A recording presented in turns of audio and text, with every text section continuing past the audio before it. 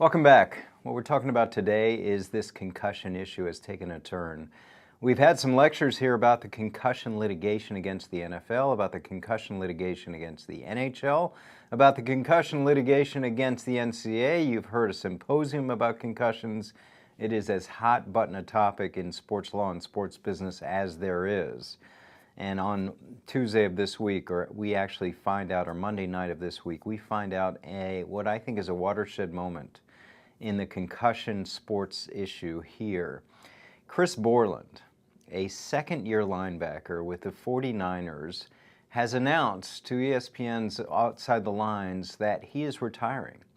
1 year in the NFL, 24 years old, has decided to walk away, and the reasoning he gave is what he is seeing as the future cost of playing football from a brain injury and brain trauma perspective. Now, I think this is really important because in the past, we see a few things. We see players retire not volitionally, not of their own free will and volition, but they retire involuntarily because they're told to retire, because no teams call, so then they retire.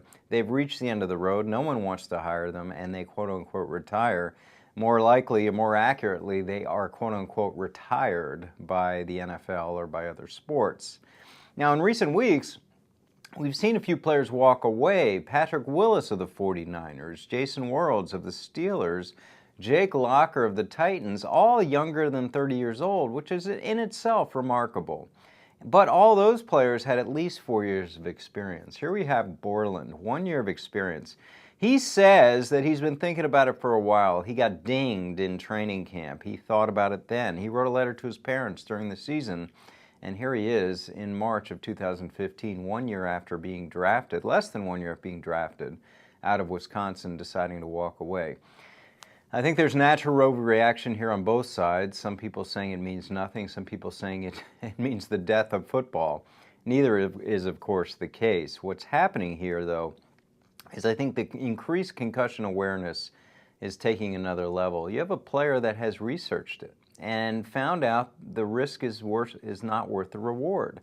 As we know, the reward is worth hundreds of thousands of dollars, perhaps millions, perhaps tens of millions, as we see a lot of players want to play as long as they can for the short-term reward.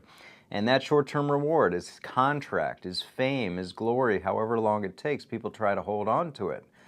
But what I always tell players, whether as an agent, a team executive, or now an independent voice, is do not look at football or any sport as a career.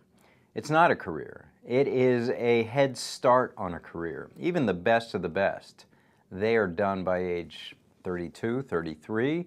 Middling players done by age 26, 27, and not good players done by age 23, 24. So there has to be a life, there has to be a plan, and Chris Borland, it seems, has a plan. We don't know what it is, but he has a plan to go forward in something beyond football, and I tell players, think of yourselves beyond football, have that plan in place. The other thing to note here is that the NFL responded, where it said that they respect his decision and concussions are down from the past year. Well, I talked about the report earlier, concussions are down. We just don't know what the reporting is. Are players reporting these dings?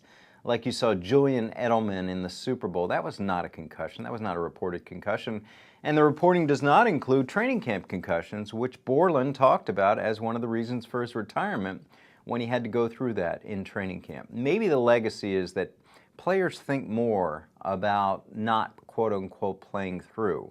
Even though with the lack of guaranteed contracts and not much job security, they have a reason to play through. We just hope they don't. The final issue on this is a business and legal one. A lot of people are asking me, can the 49ers go after that contract in terms of the prorated bonus? They gave him a 4-year bonus based on a 4-year contract, and they have the right, absolutely have the right, to sue him for 3/4 of that bonus. The bonus is like $620,000. They could go in front of an arbitrator, sue of grievance, and get back 3/4 of that $620,000. Now, whether they will or not, that's the question, and the PR may just be too bad to go after something like that, especially with all this awareness about concussions.